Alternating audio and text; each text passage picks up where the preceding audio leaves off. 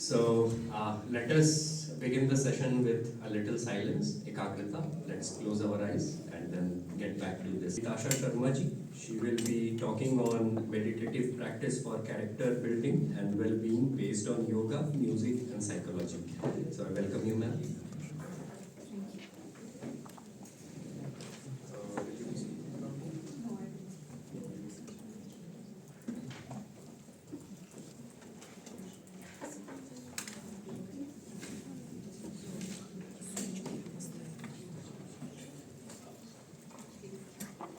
Good afternoon to you all. I hope you had a good lunch.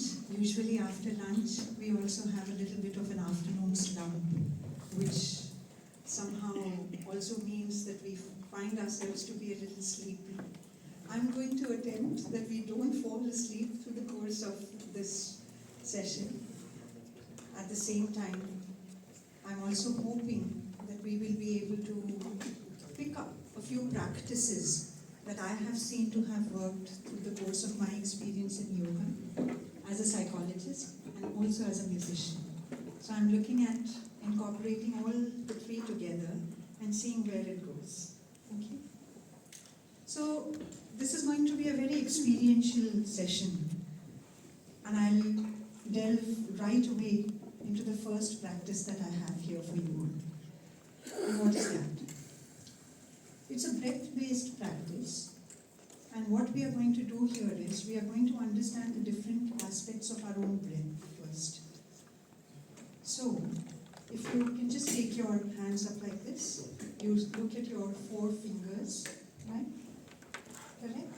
So the first part of the breath is the pause before inhalation, right? And then again a pause before the exhalation. So these are the 4 parts, correct? So 1, 2, 3, and 4. So in the pause, what we do is, we will attempt to use our mind to help us define an intention for us as to what we will go and do in the inhalation. Okay? So what do I mean here? It is a way in which we are using our breath as a bridge between our body and our mind. So breath can be a wonderful tool that can help us unite our body and our mind. But how do we do that? Right? So the 4 parts can help us do that. So the first part, in the pause, before any movement in the mind, as we pause before that inhalation, we set an intention. For example, the intention is that I'm going to say the sound or the that is a complete exhalation right now, right? But before I can exhale, I have to take a nice deep breath in. Correct? So, in the pause, what am I going to do? I'm going to set that intention that I'm going to be stably standing on that note of sa. Right? So I'm setting my intention in the pause. And now I'm inhaling. And then again, the pause. That yes, now I'm ready. And then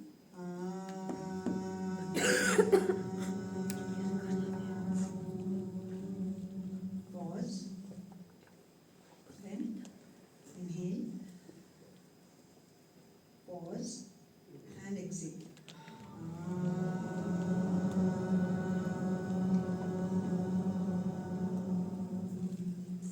Again, pause. Inhale. Pause. And exhale.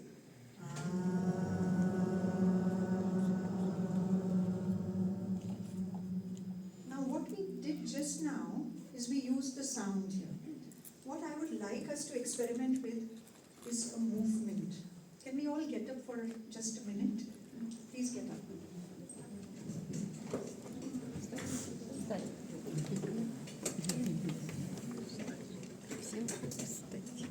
So now what we are going to see is how can we integrate the body and the mind using the breath.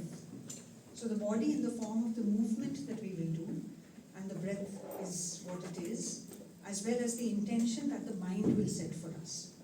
The is a very simple hand raise like that, okay? So it'll be nice if you can maybe give each other a little bit of space and room. Yeah.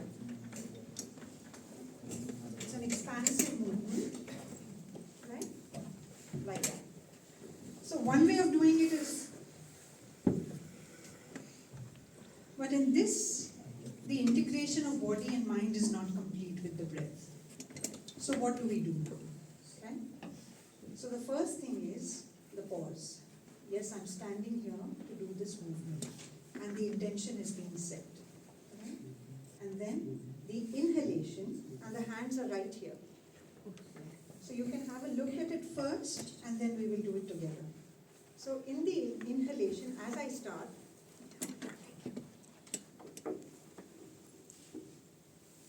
pause, exhalation. And like the moment this touches here, that's the moment when the breath has to finish. Okay? So we'll do it again. Pause, inhale,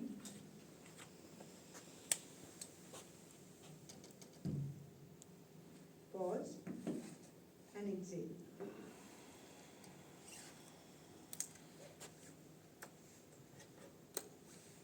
One more. Pause, inhale,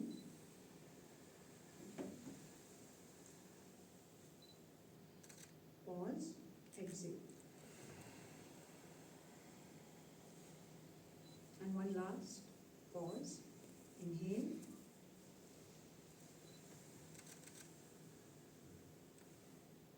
pause, exhale.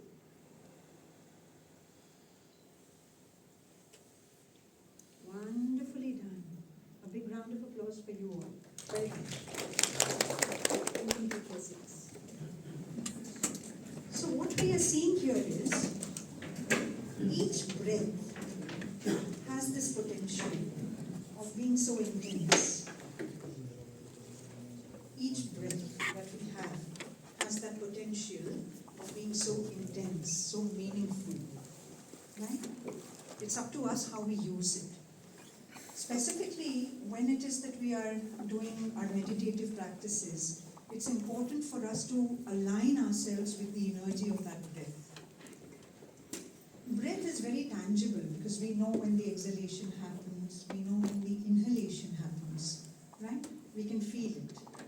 It's very tangible and concrete for us. So as a starting point, if we immerse ourselves in breath-based practices, it really helps us to anchor ourselves to a great foundation. Right? So this is one of the practices that I wanted to share with you. Another practice, which I think is the crux of whatever it is that I have learned so far in my journey of life. And I'm going to take the liberty of sharing it with you all in all humility. So, as a psychologist, day in and day out, I come across many people who sit right in front of me and share a lot of their suffering.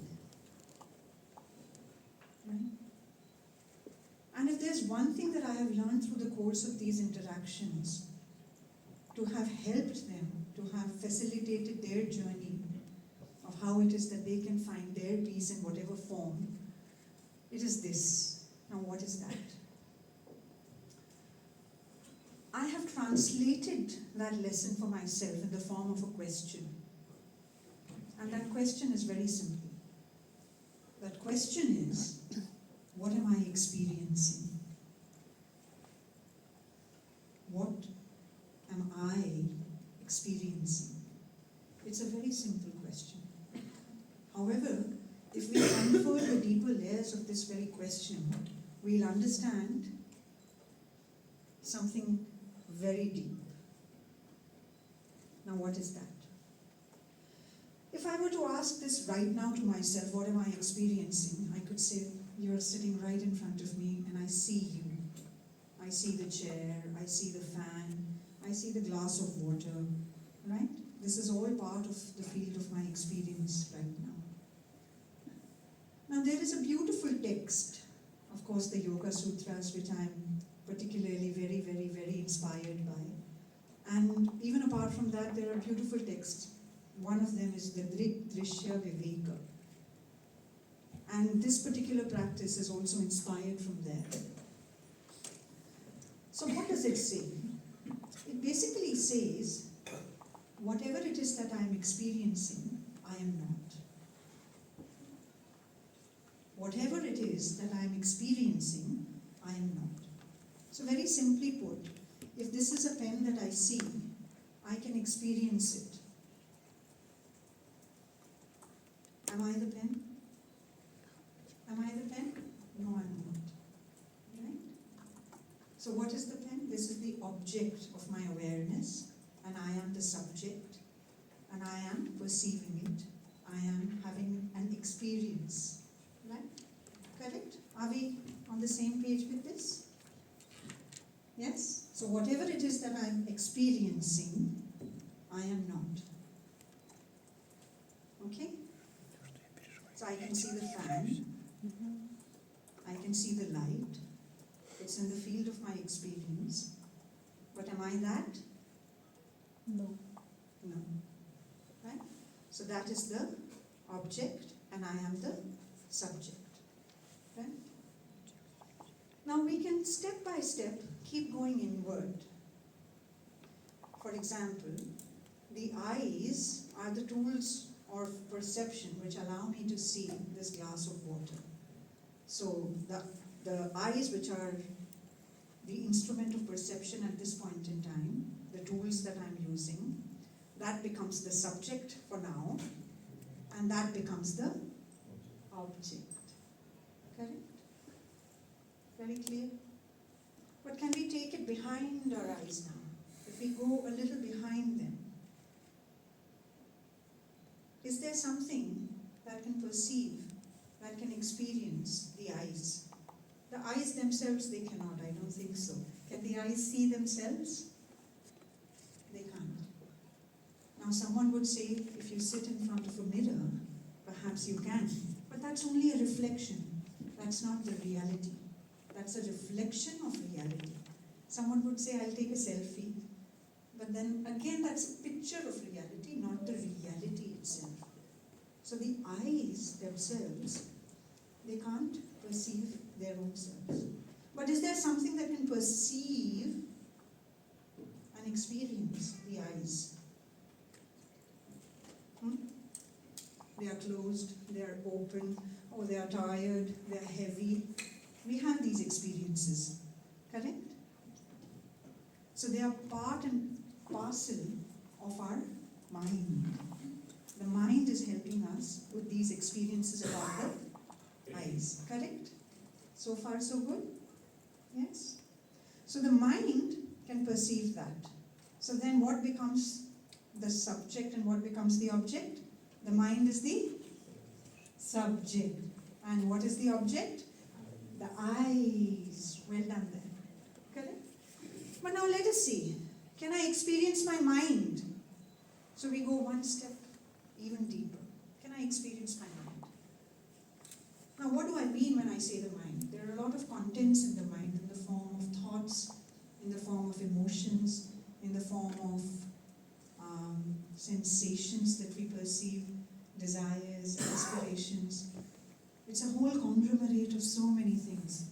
That container of the mind houses all of these, right? So many a times we say, oh, I'm feeling happy. So I am experiencing an emotion, right? Now what is that I? Is that the mind? Or is that something behind the mind? That is the question, right? If it is, if we take the same rule that we have been taking so far, which is whatever it is that I am experiencing, I'm not, then if I can experience my mind, then I can't be the mind. I'm something else. Right? So in my mind, there may be an emotion, which is perhaps I'm angry. Right? But am I that anger? I am the one who experiences that anger. And I'm different from that anger. Correct? And now why is this powerful? This is so powerful because it gives us a little space. And what do I mean by that space? It gives us a space when it is we find ourselves entangled in the cobweb of all these emotions, in the cobweb of all these cognitions. If we remind ourselves to go a little back and witness whatever is happening with that space, then we know that we are not all of that. There's something else beyond that. And we don't have to get so entangled with all of that. And in psychology, we call it cognitive diffusion. So what is cognitive fusion? Wherein I find myself totally entangled with an emotion, wherein there is nothing beyond myself. I have become that emotion. And we've all been there, isn't it? Totally succumbed, totally immersed in whatever it may be that emotion is. So what this helps us to do is, it helps us to take a pause and ask ourselves, okay, what am I experiencing? I can experience the emergence of, say, anger. Am I that anger? Oh no. The one who experiences and the one that is being experienced are totally different. I am not that anger. Let me look at it now. What's going on? So I've taken a step back and I've become the drashta, the witness. And if, as a day-to-day practice, intermittently, we can set aside even 2 or 3 times of the day wherein the reminder tells us, okay, just take a pause and ask yourself, what am I experiencing? And am I that which I experience? And if not, where is the I identified with in the moment? So if we do it as a regular practice, what it helps us to do is to create a space. And in that space, there's potential. Because there's a choice. There's freedom. There's empowerment. Because from there, we can choose which direction that we want to take. Do I want to take that direction or this direction? And that is being empowered. So a simple question that I'd like you all to take with you.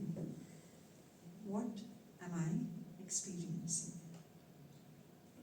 And with the basic principle, whatever it is that I experience, I am not.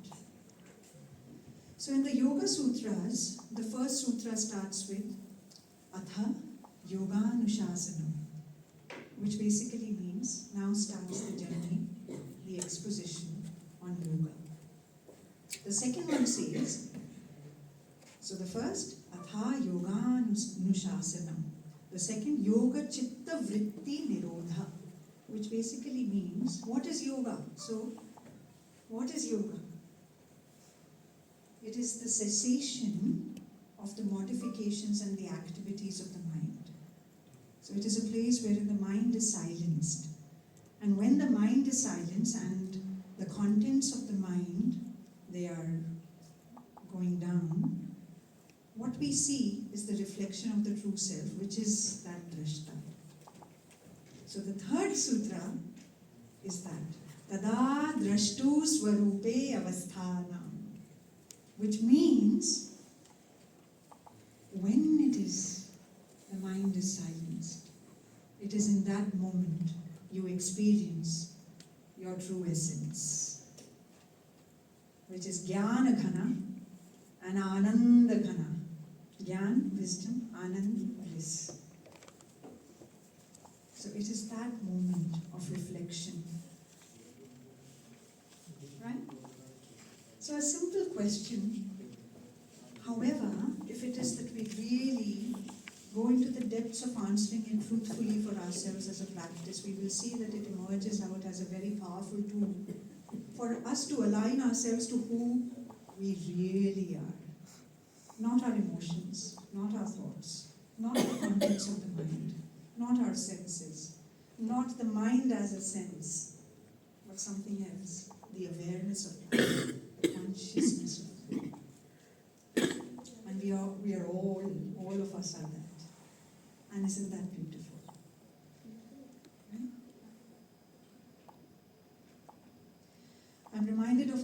beautiful story. Want to listen to a story? Yes. Yes. Okay. So there were these 5 aspirants who wanted to learn and be on the path of yoga. And they decided that they'll go to this wonderful guru. So they took that journey and they came to that guru and they said, "Oh Gurudev, please help us learn this." So the guru said, "Come with me. I'll take you to where it is that I meditate. Come." So he took all the 5 there. And he said, "Let's start with a simple practice today. A very simple practice today. All you have to do is do a Uttanasana, a forward bend.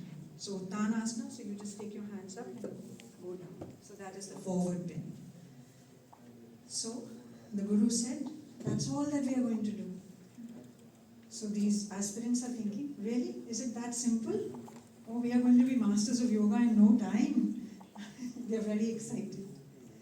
So he says, "All right. So all you have to do is stand side by side and do 6 repetitions of this Uttanasana.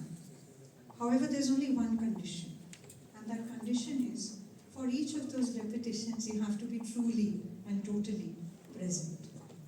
And if it is that you want, then all you have to do is step aside and sit next to me." Okay? Simple. So all the 5 are like, "Wow, that is the simplest thing we've ever had to do. Just 6 repetitions of the Uttanasana. That's simple." And they are standing with all that excitement. "Oh, we are going to be on the path of yoga, learning this beautiful thing, and this is so simple." So they start. Now the first one, they take their hands up and they come down. But as they come down, they stop here because they can't go any further down. So there's a thought that comes in. And the thought is, "Oh God, I'm not good at it at all. I can't even go touch my toes, I'm not at all good at this." And the moment they have this thought, there's another thought that comes with it, which is that, "Oh God, I am not present to the action, I'm present to the thought that there is, so I have to remove myself from the practice and sit next to the guru." So they come and sit there. Now the second one. They are all attempting. This one goes up and comes down. I can go. But then they realize there's another thought that comes to them, which is, 10 years back I could do much better. My body was so flexible. Children. What was that? There is someone who has unmuted herself. Yes, go on. Okay. So the second aspirant, as they're coming down, they're going, but then the thought emerges, and the thought is that 10 years back I was a lot more flexible, and now I'm not.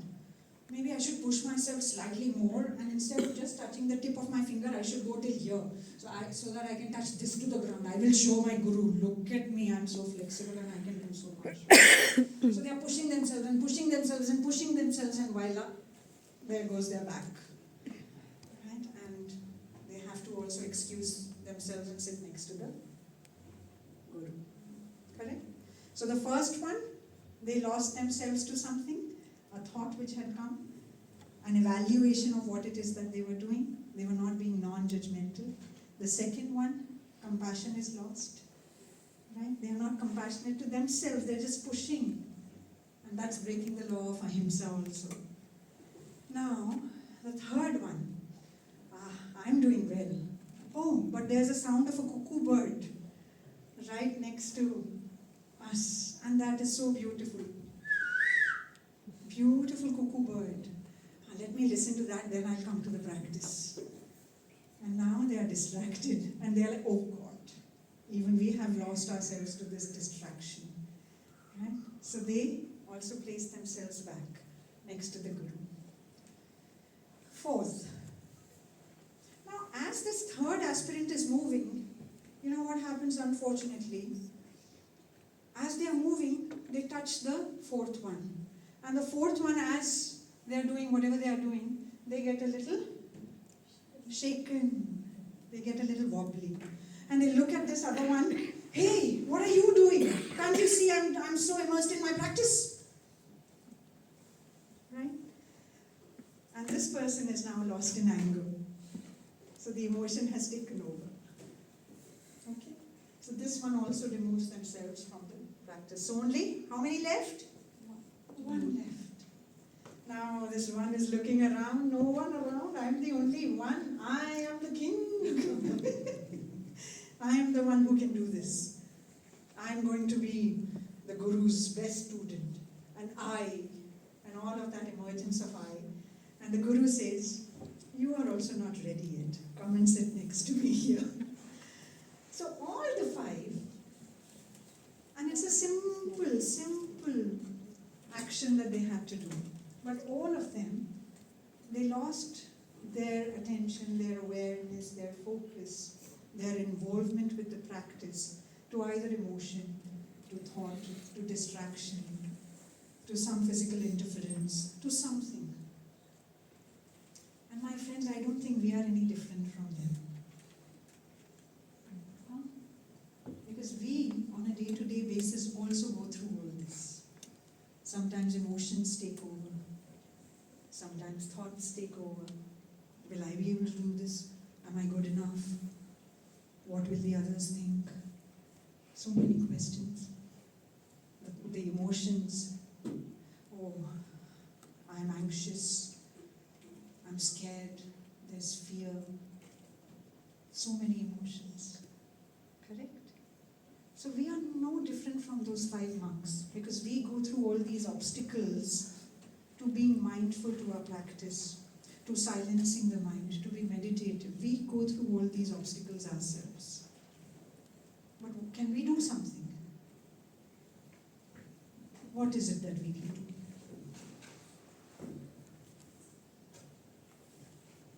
It's like a pendulum. You've seen a pendulum? So sometimes the pendulum sways on this side and we are happy and blissful and peaceful. And then the pendulum swims to this side. And we are angry and we are suffering and we are fearful and we are scared and we are all of that.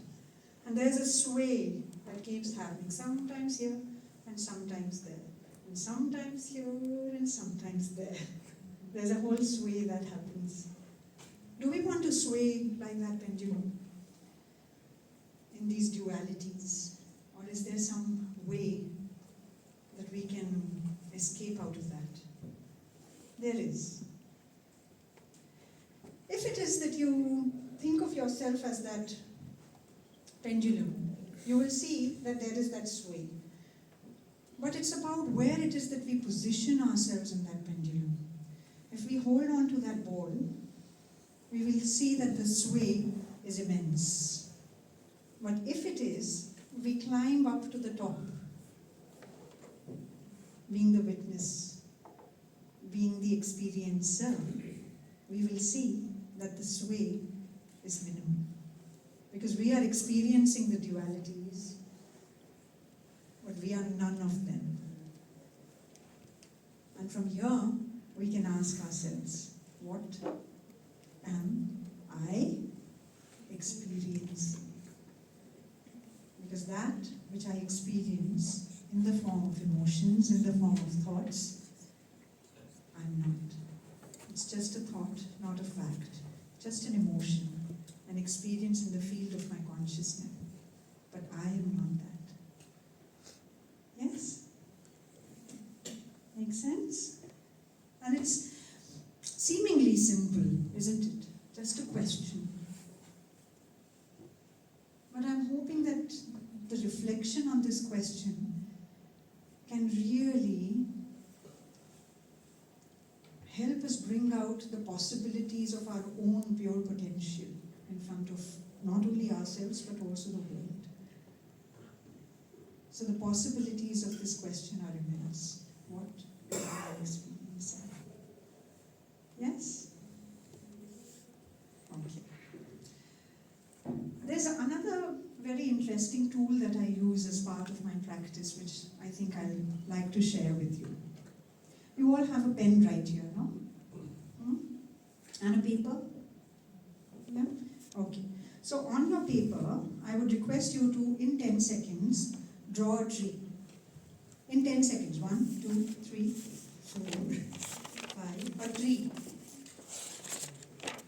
10 seconds are about to be over. 9, 8, 7, 6, 5, 4, 3, 2. No pressure. Lovely. Have you got it there? A tree.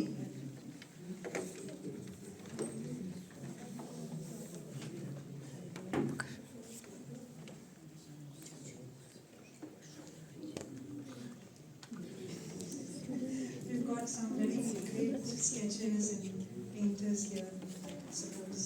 So can you just put your papers there so that we all can look at the wonderful masterpieces that have been created? Wonderful, wonderful. Lovely. Your tree has eyes and a smile. And what do we have here? Lovely. Wow. And your tree has fruits? Is it an apple tree? Possibilities are immense. Okay. Oh, you got like the whole forest. Lovely, lovely. It's abstraction. Abstraction. Lot of fruits, huh? Is there a bird also? Okay. What about you? Bird nest. Wow, so you've got a bird's nest. Is it being inhabited or is it empty? Inhabited. Ah, that tells me a lot about you. Look at that now. I want to see. Look at that, my dear. Wonderfully done. Well done. Thank you. Yes, I'll come to you and see. Wow. It's like a thumbprint. There we are. Lovely. Okay. Share. Stare. Okay. Do you have one too? Where is the tree? Still making Nest. All right. So, I observed some of the trees and I see that some of us, perhaps only 5% of us have drawn something which is very important to the trees. What do you think is that? Roots! But many of us haven't. You did it now? No? Now all the pens are going and the roots are coming? Below the. Okay. So, I want to bring to our attention something here. Sometimes what happens is, what is right in front of us, all our paintings are done? Yes? Okay. So sometimes what is right in the field of our perception, no? Something visible to us, is what our focus goes on. But without the roots, the tree can't exist. And it's the same with us. Yes, we are this body. Yes, there are emotions. Yes, there are so many other aspects of us. But there is something that is fueling us. Our consciousness.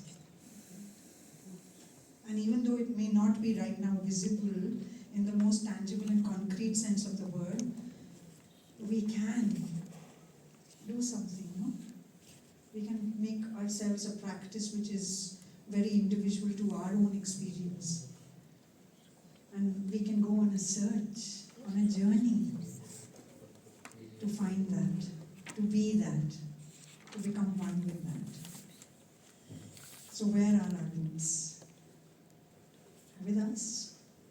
So let's find them. Yes? All right. I'm going to open the house for any questions that there might be.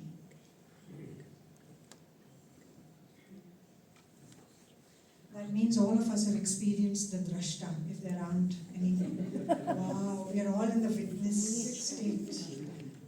Yes. It's very beautiful that we start to locate where we are. I did those off as you were speaking about, right? But the point was that the whole idea of noticing that value of being conscious conscious, who actually is experiencing or where actually that experience comes from. How does that, how can that be incorporated into a daily experience for someone? Is that something, have you ever thought about? Is that something? I think the starting point, it has to be somewhere. And the starting point, in our tradition, we also say neti neti, no? I'm not this, I'm not that. And that can be one of the starting points in terms of realization of where it is that I'm identifying myself within on a day-to-day basis. Is it the role? I'm a singer, you're a dancer, smart.